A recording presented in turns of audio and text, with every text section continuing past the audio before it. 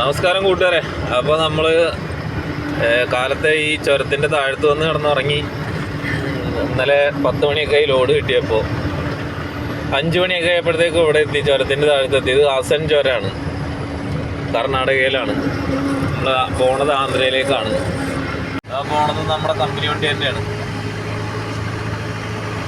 ഇന്ന് ഇപ്രാവശ്യം ഞങ്ങൾ 2 വണ്ടിക്കാരാണുള്ളത്.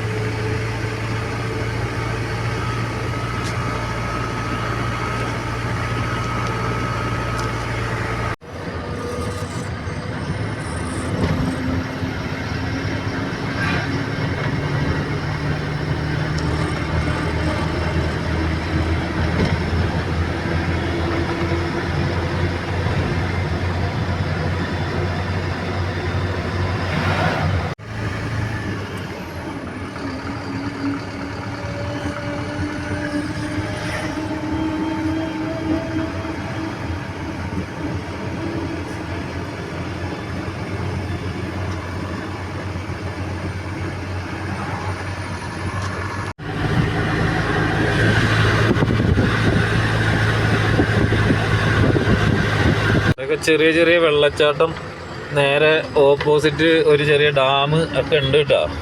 നമ്മൾ പിന്നെ ഈ ലോറി അവിടെ ഒതുക്കാൻ പറ്റാത്തതുകൊണ്ട് ഇതൊന്നും ഡീറ്റെയിൽ ആയിട്ട് കാണിക്കാൻ പറ്റില്ല.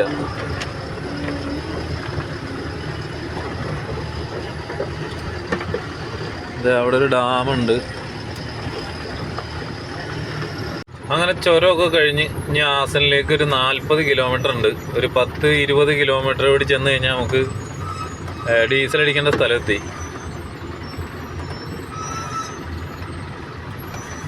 ഇത് കർണാടക ഹസനിലുള്ള പമ്പാണ്. ഇവിടെയാണ് ഞങ്ങളുടെ വണ്ടികളെല്ലാം, ഈ വഴി പോണ വണ്ടികളെല്ലാം ഡീസൽ അടിക്കാറ്.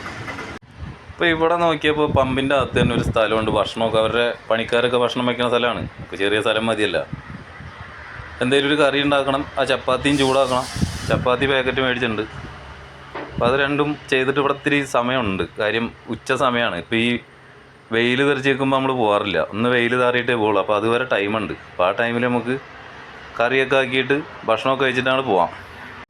അങ്ങനെ ചപ്പാത്തിയും കറിയൊക്കെ ആയി. ബാക്കിയൊക്കെ ചുട്ടു വെച്ചിട്ടുണ്ട്. കറി ഇതേ ഇരിക്കണം. ഇനി കഴിക്കുക, പോവുക. അങ്ങനെ അവിടുന്ന് വണ്ടിയെടുത്ത് വീണ്ടും പോയിക്കൊണ്ടിരിക്കുകയാണ് ഗൈസ്. ഇവിടെ കംപ്ലീറ്റ് ചോളപ്പാടാണ് കേട്ടോ. അവിടെ ചോളം കൊണ്ടൊരു വീടുണ്ടാക്കി വെച്ചിട്ടുണ്ടായിരുന്നു, പക്ഷെ നിർത്താൻ പറ്റിയില്ല. ഇവിടെ കംപ്ലീറ്റ് ചോളത്തിൻ്റെ കൃഷിയാണ്. ഇതേ കാണുന്നൊക്കെ ചോളമാണ്.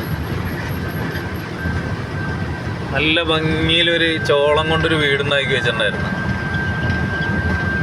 ഇനി അടുത്ത പ്രാവശ്യം പറ്റുകയാണെങ്കിൽ നമുക്ക് വീഡിയോ എടുത്ത് കാണിച്ചു തരാം. ഇതൊക്കെ ചോളമാണ്. ഈ പാടം കംപ്ലീറ്റ് ആ കാണുന്നതൊക്കെ ചോളമാണ് കേട്ടോ.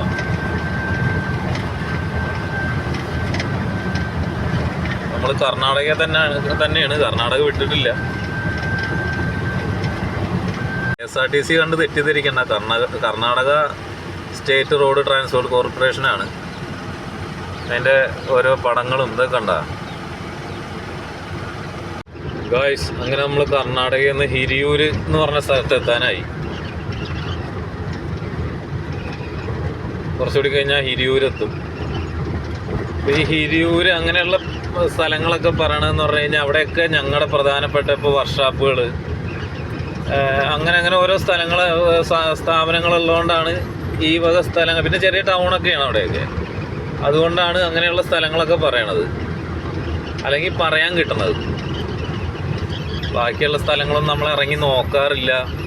അത്രയ്ക്ക് വലിയ ടൗണോ കാര്യങ്ങളൊന്നും അല്ല. പിന്നെ ടൗൺ ഉള്ളിടത്തൊന്നും നമുക്ക് വണ്ടി നിർത്താൻ പറ്റില്ല. അപ്പോൾ ഇങ്ങനെയുള്ള സ്ഥലങ്ങളിലൊക്കെയാണ് വണ്ടി നിർത്തി വല്ല പണിയെടുപ്പിക്കാൻ ആ കാര്യങ്ങൾക്കൊക്കെ പറ്റുന്നത്. എന്തായാലും യാത്ര തുടർന്നുകൊണ്ടിരിക്കുകയാണ്.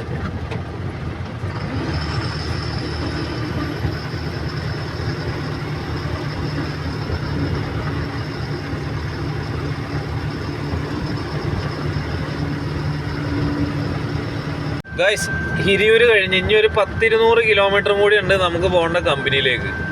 അപ്പോൾ മാക്സിമം അങ്ങോട്ട് ഓടി കുറച്ച് ഏകദേശം അടുത്തെത്താനാകുമ്പോൾ നമുക്ക് എവിടെയെങ്കിലും നല്ല സ്ഥലം നോക്കിയിട്ട് വല്ല ധാബയിലോ എവിടെയെങ്കിലുമൊക്കെ കയറി കിടക്കണം. ധാബകളുണ്ട്, വണ്ടികൾ ഒതുക്കാൻ പറ്റിയ ധാബകളുണ്ട്. അവിടെ കിടക്കുക എന്ന് പറഞ്ഞു കഴിഞ്ഞാൽ നമുക്ക് നമ്മുടെ മുതലൊന്നും നഷ്ടപ്പെടില്ല. അതല്ലെങ്കിൽ എന്ന് പറഞ്ഞാൽ ഇവിടെയൊക്കെ ഇഷ്ടംപോലെ കള്ളന്മാരുണ്ട്. ഈ ബൈക്കിന് കറങ്ങി നമ്മളെ വട്ടം വയ്ക്കുമ്പോൾ നമ്മളവർക്ക് എന്തോ പുതിയ ആൾക്കാർക്ക്, പഴയ ആൾക്കാർക്കൊക്കെ അറിയാം. അപ്പോൾ എന്താണോ എന്നിട്ട് ഇറങ്ങി നോക്കി കഴിഞ്ഞാൽ അവർ നമ്മളെ തല്ലി താഴ്ത്തിട്ടിട്ട് നമ്മുടെ കയ്യിലുള്ള പൈസ, മൊബൈൽ, ഇമാതിരി സാധനങ്ങളൊക്കെ എടുത്തിട്ട് പോക്ക്, വണ്ടിയിലുള്ള എന്താ വെച്ചാൽ അതൊക്കെ എടുത്തിട്ട് പോകും.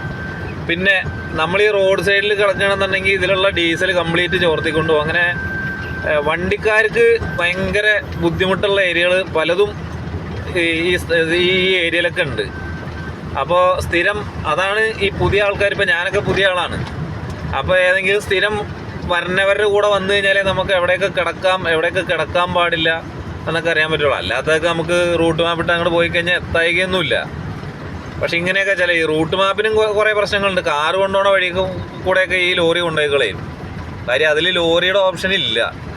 കാറ്, ബൈക്ക്, ഓട്ടോ അങ്ങനെയൊക്കെയുള്ള ഓപ്ഷനേ ഉള്ളൂ. അപ്പം അങ്ങനെയൊക്കെയാണ് ഇന്നത്തെ വിശേഷങ്ങൾ. ഇതൊക്കെയാണ് ഈ ഭാഗത്തെ സ്ഥലങ്ങൾ. അപ്പോൾ ഇന്നത്തെ ഏകദേശം വീഡിയോ നമുക്ക് നിർത്താനായി. കാര്യം ഇരുട്ടായി കഴിഞ്ഞാൽ പിന്നെ വീഡിയോ എടുക്കൽ ബുദ്ധിമുട്ടാണ്. അപ്പോൾ അതുകൊണ്ട് ഗായ്സ് നമുക്ക് നാളെ കാണാം. അടുത്ത കമ്പനി ചെന്നിട്ടുള്ള വിശേഷങ്ങളും കാര്യങ്ങളൊക്കെ നമുക്ക് കാണാം. ഓക്കെ ഗായ്സ്, അങ്ങനെ നമ്മൾ കമ്പനിയിലേക്ക് എത്തിക്കൊണ്ടിരിക്കുകയാണ് ഗായ്സ്. ഇനി കുറച്ചും കൂടി ഉള്ളൂ. ഏകദേശം ഒരു 1.5 മണിക്കൂറും കൂടി ഓടിയെത്തും എന്ന് പ്രതീക്ഷിക്കുന്നു, ബ്ലോക്കൊന്നും ഇല്ലെങ്കിൽ. ഗായ്സ് ഇവിടെയൊക്കെ ഗ്രാനൈറ്റിൻ്റെ സ്ഥലങ്ങളുണ്ടാകും. ഗ്രാനൈറ്റ് കല്ല് കൊണ്ടുവന്ന് പോളിഷ് ചെയ്ത് മാർബിള്, ഗ്രാനൈറ്റൊക്കെ ആക്കുന്ന സ്ഥലങ്ങളാണ്. ഇതേണ്ട ഇരിക്കണണ്ട. ഇവിടെ അറ്റം മുതൽ ഇങ്ങോട്ട് ഇതെല്ലാം ഗ്രാനൈറ്റിൻ്റെ സ്ഥലമാണ്. ആർക്കെങ്കിലും ഗ്രാനൈറ്റ് വേണമെന്നുണ്ടെങ്കിൽ പറഞ്ഞാൽ മതി, നമ്മൾ സ്ഥലം പറഞ്ഞു തരാം. ഗ്രാനൈറ്റ്, മാർബിള് ഒക്കെ വെട്ടിയെടുക്കുന്ന സ്ഥലം ഇതാണ്. ഇതൊക്കെ പല പല സൈസ് ഗ്രാനൈറ്റുകളും മാർബിളുകളൊക്കെയാണ്.